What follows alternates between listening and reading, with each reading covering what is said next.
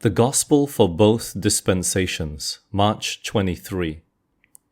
Every good and perfect gift is from above, and cometh down from the Father of lights, with whom is no variableness, neither shadow of turning. James chapter 1, 17. Since the fall of Adam, it has been the fashion of the world to sin, and it is for our interest to know what sin is. John declares, "Whosoever committeth sin transgresseth also the law, for sin is the transgression of the law."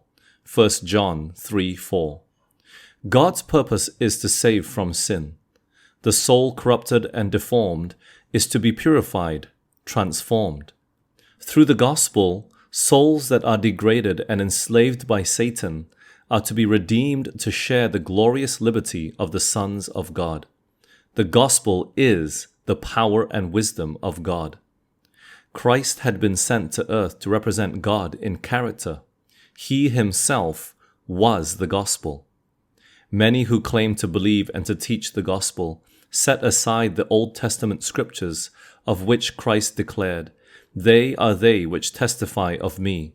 John 5:39. In rejecting the old, they virtually reject the new, for both are parts of an inseparable whole. No man can rightly present the law of God without the gospel, or the gospel without the law. The law is the gospel embodied, and the gospel is the law unfolded. The law is the root, the gospel is the fragrant blossom and fruit which it bears.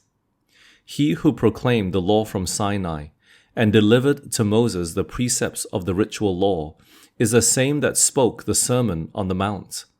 The teacher is the same in both dispensations. God's claims are the same. The principles of his government are the same.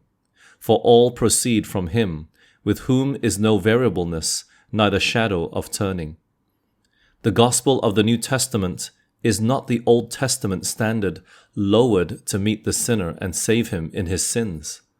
God requires of all his subjects obedience, entire obedience to all his commandments.